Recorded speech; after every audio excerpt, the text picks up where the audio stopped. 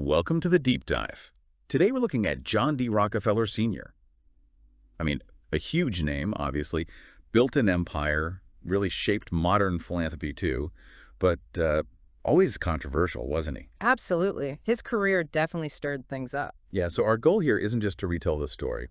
We want to dig into the management skills, the things that actually drove his success. We've got some great source material covering his whole journey. And the plan is to break it down, right? Look at maybe 7 key stages. Exactly. 7 stages, and for each one, we'll pull out, say, 3 signs of his management skills or the benefits he got from them, and crucially, 3 lessons for, entrepreneurs listening today. Should be clear and actionable. Seemed like a good structure because you can see threads, even from his very early days, that carry through his whole career. Little hints of the big strategies to come. Totally. Okay, so let's start at the beginning. Section 1, the apprentice and early entrepreneur. We're talking Cleveland, mid-1850s. He's 16, gets a job as an assistant bookkeeper, Hewitt and Cuttle. Right, and it wasn't just like a basic first job. He apparently really got into the nuts and bolts of it. Yeah, the sources say he loved the methods and systems. So what signs of management skills pop out even then? Well, first, definitely diligence and a real attention to detail. He wasn't just processing figures. He was interested in how transportation costs were calculated, finding efficiencies. That's a sign right there. Okay, so like an early focus on efficiency. What else? Second, you see this negotiation sense emerging. He learned that transport rates weren't set in stone. There were rebates, things you could discuss. Even as a junior guy, he's looking for ways to optimize costs. Not just accepting the status quo. Thinking about leverage already. Exactly. And third, and this is interesting, his early financial habits. He started tithing, giving away a portion of his earnings right from the start. Shows discipline, resource allocation from day one. So, okay, those are the signs. What were the benefits for him back then? Well, one, he gained that fundamental business knowledge, logistics, finance stuff that's crucial for anything, really. 2, he started spotting those opportunities for savings, for efficiency. It became a habit. A habit that paid off later, presumably. Hugely. And third, he set up this lifelong pattern of managing his money carefully and giving back. That financial discipline was foundational. Right. So lessons for entrepreneurs listening. What can you take from just that early phase? Okay, 3 things jump out. First, you absolutely need to master your core operations. Finance, logistics, whatever it is for your business, it gives you a real edge. Understand the engine room. Precisely. Second, actively hunt for those inefficiencies, even small ones. They can lead to bigger breakthroughs down the line. Think about how those transport costs scaled up. Makes sense. And the third? Develop strong financial habits early. Budgeting, yes, but also thinking strategically about how you allocate resources, aligning it with your goals, like his tithing showed. Really lays the groundwork, doesn't it? Okay, so then comes the oil boom after 1859. Cleveland becomes a refining hub. Rockefeller jumps in, invests in a refinery in 63. But the really big moment was 1865, wasn't it? When he decided to buy out his partners, he even said that decision determined my career. Yeah, that was the leap. So section 2, pioneering in the oil business. What management signs stand out here? Okay, first, definitely bold investment decisions. He borrowed heavily to get full control of that refinery. That shows confidence, a willingness to use leverage for growth, big risk. Not playing it safe. Not at all. Second, amazing cost optimization and resourcefulness. Think about the byproducts, gasoline, paraffin wax, others just dumped that stuff. He found uses for it, sold it, even made his own barrels. Wow, controlling the whole process. That's thinking differently. Totally. And third, strategic partnerships. He knew he couldn't do it all. He brought in people like Samuel Andrews, a chemist, and crucially, Henry Flagler, who had capital and different skills, building the right team. Makes sense. So the benefits of those skills? Well, pretty direct. 1, his refinery quickly became the biggest in Cleveland. Success came fast. 2, massive cost reductions from using those byproducts and making his own supplies, like the barrels. Huge competitive advantage. Lower costs mean more flexibility. Exactly. And 3, those partnerships brought in vital money and expertise. It really accelerated things. So lessons for entrepreneurs from this phase. Risk-taking. Innovation. Yeah, I'd say, 1, don't shy away from strategic borrowing if the opportunity is right. Calculated risks can fuel major growth. 2, look for hidden value everywhere. What seems like waste might be an opportunity. Controlling your supply chain helps too. Like the barrels. Like the barrels. And 3, build a team with complementary strengths. Find partners who fill your gaps. It drives innovation and growth faster. Okay, so he's got the biggest refinery. He's innovating. What's next? Formalizing things. 1870, the Standard Oil Company of Ohio was formed. His brother William, Flagler are key players, moving from a partnership to a corporation. Right. And that wasn't just paperwork, it was a strategic move. He saw that the old partnership model wouldn't cut it for the scale he was aiming for. So management skills evident in that decision. I think first you see his vision for a proper structure. He knew a corporation was needed to manage complexity and growth. That's organizational foresight. Planning ahead for scale. Definitely. Second, again, leveraging partner strengths. Yeah. He really utilized Flagler's organizational talents alongside his own financial mind within this new corporate setup. Effective team management at a higher level. And third. Establishing that central control in Cleveland, but still collaborating. It was about finding that balance, clear direction from the top, but still involving key people. So the benefits of incorporating. Well, a much stronger legal and operational framework. For one, that enabled much faster, more robust expansion. Two, it allowed for better integration of all that talent they were bringing in. More synergy. Kind of, yeah. And three, it just made decision-making more efficient, which you absolutely need when you're growing that fast. Okay, lessons from incorporating. For someone scaling up. One, the right structure is critical. Constantly ask if your current setup supports your growth ambitions. Two, keep building that diverse team. You need complementary skills as you get bigger. Can't do it all yourself. No way. And three, find that sweet spot between central control and empowering your team. Good leadership needs both clear direction and trust. Makes sense. Okay, so now they have the corporate structure, the efficiency, which leads us to section 4, mastering horizontal integration. This is where things get maybe more aggressive. The Cleveland Conquest of 1872, buying up rivals. Yeah, this period definitely cemented his reputation. For better or worse, it was a ruthless pursuit of market share, but undeniably displayed certain management skills focused on consolidation. What skills stand out in this phase of buying out competitors? Okay, first, just the sheer aggressiveness of the consolidation. He didn't wait. He actively went after competitors, especially the less efficient ones, to gobble up market share. Very proactive. A deliberate strategy. Very. Second, how he used leverage. He'd highlight Standard Oil's efficiency, maybe hint that rivals couldn't compete long-term, smart, maybe sharp negotiation tactics. Using his strengths to pressure them. Right. And third, while he could be tough, the sources suggest he often paid fairly, sometimes with Standard Oil stock, and crucially, he kept good people from the companies he bought. That shows long-term thinking about talent. So the benefits of this consolidation blitz. Pretty clear-cut. One, it rapidly reduced competition, just took rivals off the board. Two, you could argue it improved overall industry efficiency by bringing weaker players into his more streamlined system. Though concentrated in his hands. Absolutely. Which leads to benefit 3, overwhelming market control.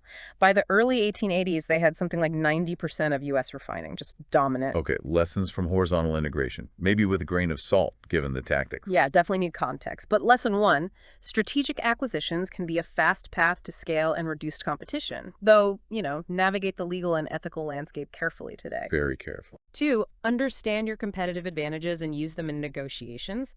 That's still vital. And 3, when you acquire, look for the talent. Integrating good people strengthens your own organization. Don't just discard them. Good point. Okay, so he controls refining, but he didn't stop there. Section 5, implementing vertical integration and the trust model, expanding into pipelines, distribution, marketing, and creating the Standard Oil Trust in 1882. This is fascinating. He's looking at the whole value chain now, realizing that relying on railroads, for instance, was a vulnerability and a cost center. So what management skills drove this expansion and the trust idea? Okay, first, that deep understanding of the whole industry, wanting to control the value chain, building their own pipelines, tank cars, delivery networks that gave them independence and cut costs dramatically. Taking control of logistics. Completely. Second, just sheer organizational innovation with the trust. It was a novel legal structure designed to centralize control over companies in different states, basically navigating around state laws at the time. Very clever, if controversial. Adapting the structure to the legal environment. And third, strategic price management. They kept oil prices relatively low. That made it affordable, grew the market, and made it really hard for competitors to get a foothold. Sometimes they even sold below cost temporarily. Playing the long game with pricing. Absolutely. The benefits. 1, independence and cost control over transport and distribution. Huge advantage. 2, the trust structure gave them incredible managerial efficiency and central control over this massive, complex beast. Grit. Right. And 3, those low prices expanded their market reach enormously. Kerosene became affordable for almost everyone. So lessons from this vertical integration and trust phase. 1, controlling key parts of your supply chain or infrastructure can give you massive strategic leverage and cost savings. 2, don't be afraid to innovate organizationally. Find structures that fit your needs and the rules, even if they're unconventional. Think outside the standard org chart. Exactly. And 3, pricing isn't just about short-term profit. It's a powerful strategic tool for market penetration and competitive positioning. But all this power, it couldn't last without pushback. Section 6. Navigating scrutiny and dissolution. Public criticism ramps up. Muckrakers like Ida Tarbell, and eventually the Supreme Court steps in. 1911, Standard Oil is ordered broken up. Yeah, the tide definitely turned. The sheer scale and the tactics used just attracted too much negative attention and eventually serious legal action. How did Rockefeller and the company manage during this period of intense pressure? Hmm. What skills were visible then? Well, first you have to note the resilience. Despite constant attacks, legal battles, personal stress, they kept operating, even expanding in some ways. A certain toughness there. Perseverance under fire. Definitely. Second, they did try to adapt legally. They restructured, used that New Jersey holding company structure for a while. It showed they were reacting to the legal landscape, even if it wasn't enough in the end. Trying to find a compliant path. They tried. And third, they made attempts at public relations. Publicity campaigns. Rockefeller published his memoirs, trying to shape the narrative. It didn't really work against the critics, but it shows they recognized the need for it, perhaps too late. Acknowledging the importance of public perception. Right. Now, the benefits or outcomes, well, ironically, the breakup actually made Rockefeller personally richer because the value of the individual successor companies soared. Shows his eye for long-term value. Wow, that's counterintuitive. Isn't it? No. 2, those successor companies, Exxon, Mobil, Chevron, etc., remained huge players. The foundation was incredibly strong. And 3, the big lesson, maybe learned the hard way, was about managing public image and government relations. You just can't ignore it at that scale. Okay, so lessons for entrepreneurs facing growth and scrutiny today. 3 big ones, I think. 1, expect scrutiny if you get big and powerful. It just comes with the territory. Be ready for it. 2, you must adapt to changing laws and regulations. Ignoring them or fighting them endlessly can be fatal. Stay agile legally. Yeah. And 3, manage your public story proactively. Don't wait until you're under attack. Building trust and a positive narrative is crucial, especially in sensitive industries. Makes sense. So the business empire is dismantled, but Rockefeller's story isn't over. He pivots to philanthropy. Section 7. Structuring modern philanthropy. He'd already stepped back from daily operations, but now, with advisors like Frederick Taylor Gates, he gets systematic about giving. And it's remarkable, really. He applies the exact same kind of strategic thinking and organizational rigor to his philanthropy as he did to Standard Oil. It wasn't just writing checks. So what management skills shine through in his philanthropy? Okay, first, applying those business principles directly to giving. Clear goals, clear strategies, measuring impact. A big shift from just, traditional charity. Treating it like an investment. In a way, yes. Second, focusing on root causes. Gates famously advised him to tackle the finalities, the underlying problems, not just the symptoms. Think eradicating diseases, not just building hospitals. Very strategic. Long-term thinking again. Exactly. And third, investing big in institutions. Universities like Chicago, medical research centers like Rockefeller University. He believed strong organizations were key to lasting change, rather than scattering small donations. And the benefits of this approach, the impact. Oh, immense and lasting. You have these world-class institutions he founded or funded heavily, major advancements in public health, hookworm, yellow fever campaigns. Huge impact there. Saving lives on a massive scale. Definitely. And third, his whole approach really helped define modern systematic philanthropy. His methods became a blueprint for others, a huge legacy in that sector. So final lessons then, for entrepreneurs or really anyone thinking about giving back effectively. I'd say, 1, be as rigorous and organized in your giving as you are in your business. Plan it, measure it, maximize the impact. 2, focus on root causes if you want truly sustainable, far-reaching change. Go upstream. Go upstream. And 3, leverage strong institutions. Investing in well-run organizations can amplify your impact dramatically and ensure it lasts. What a journey. From Uh, Meticulous bookkeeper to industrialist, facing down the government, then reshaping philanthropy. It really underscores how those core management skills, efficiency, strategy, long-term vision, were key, didn't it?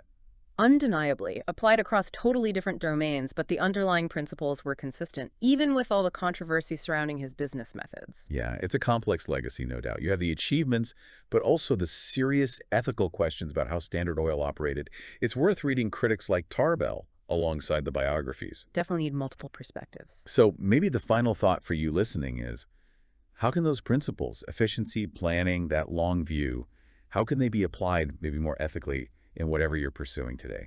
Something to think about. A good question to end on. Thanks for taking this deep dive with us. Welcome to the Deep Dive. Today we're looking at John D. Rockefeller Sr. I mean, a huge name, obviously, built an empire, really shaped modern philanthropy too, but always controversial, wasn't he? Absolutely. His career definitely stirred things up. Yeah, so our goal here isn't just to retell the story.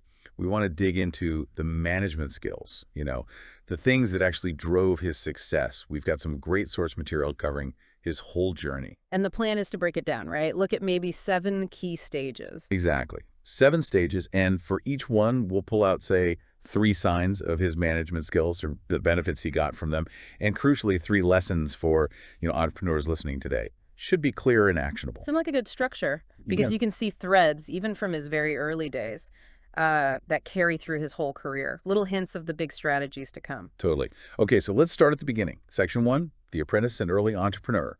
We're talking Cleveland, mid-1850s. He's 16, gets a job as an assistant bookkeeper, Hewitt and Cuttle. Right, and it wasn't just like a basic first job. He apparently really got into the nuts and bolts of it. Yeah, the sources say he loved the methods and systems. So what signs of management skills pop out even then? Well, first, definitely diligence and a real attention to detail. He wasn't just processing figures. He was interested in how transportation costs were calculated, finding efficiencies. That's a sign right there. Okay, so like an early focus on efficiency. What else? Second, you see this negotiation sense emerging. He learned that transport rates weren't set in stone. There were rebates, things you could discuss. Even as a junior guy, he's looking for ways to optimize costs. Not just accepting the status quo. Thinking about leverage already. Exactly. And third, and this is interesting, his early financial habits. He started tithing, giving away a portion of his earnings right from the start. Shows discipline,